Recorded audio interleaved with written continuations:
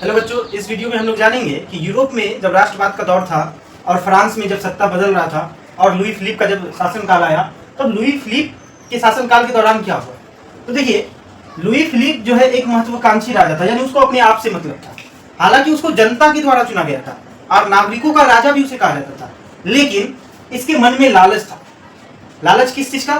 तो पैसा का लालच था। अब देखिए, ये कौन से वंश से थे? आर्लियंस वंश से थे।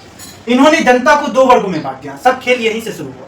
जब ये जनता को दो वर्गों में बांट दिया तो खेल यहीं से स्टार्ट हो गया। पहला वर्ग का नाम क्या था? पहला वर्ग जो था वो जमींदार और फैक्ट्री के मालिक होते थे, यानी जो जमींदार और फैक्ट्री के मालिक होते थे उनका एक वर्ग बना दिया, और आम मजदूर जो होते थे यानी आम जनता जो होता था उसका एक अलग ग्रुप बना दिया। ठीक है। अब देखिए, इसमें क्या कर दिया कि जो जमींदार लोग हैं वो 8 घंटे ड्यूटी करवाने के बजाय, यानी किसी भी मजदूर से 8 घंटा काम करवाने के बजाय 14 घंटा का जो है समय कर दिया कि 14 घंटा तक जो है काम करना पड़ेगा। और देखिए, अगर उस दौरान जब कोई मजदूर जो होता था उसको अगर बीमारी हो जाता था, यानी उसका तबीयत अगर खराब हो जाता था, तो उसे क्या कर देता था? काम से निकाल दिया जाता था। उसे काम से निकाल दिया जाता था।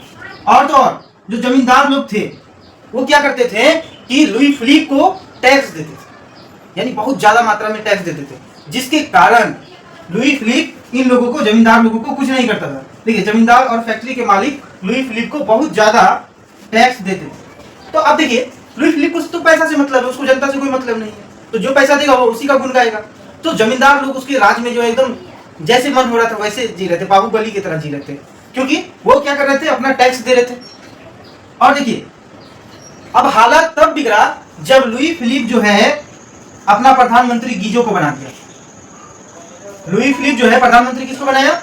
गीजो को बना दिया। अब गीजो क्या था? ये तो और प्रतिक्रियावादी था, यानी पूरा का पूरा ये जो है ऑस्ट्रेलिया के चांसलर मेटरनिक के जैसा था। एकदम ये जो है समझिए एक तरह से तानाशाह के जैसा काम करता था।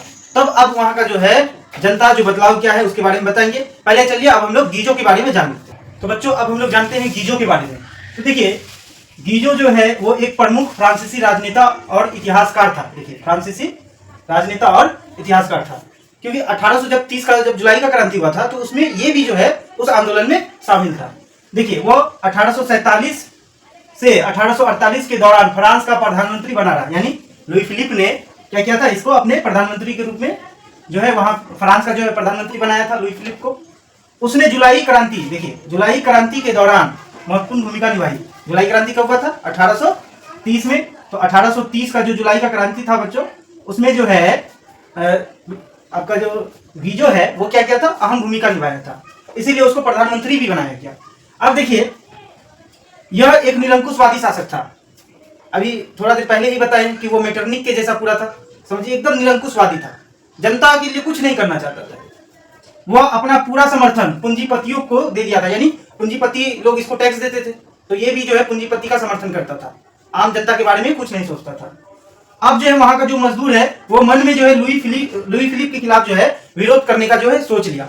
अब जो है वो लोग सोचा कि नहीं, अब जो है ऐसे नहीं चलेगा। राजा भी क्या है? अमीर लोगों का समर्थन करता है, जो फैक्ट्री के मालिक है, जिसके पास ज्यादा संपत्ति है, राजा उन्हीं का समर्थन करता है, और उनका जो प्रधानमंत्री है वो भी पूंजीपति वर्ग का ही समर्थन करता है। तो जनता लोग सोचा हम लोग का समर्थन कहाँ कोई कर रहा है।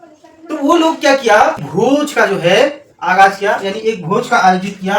कब? 22 फरवरी 1848 को। और इस भोज में किसको बुलाया गया? मजदूर और मध्यम वर्ग के लोगों को।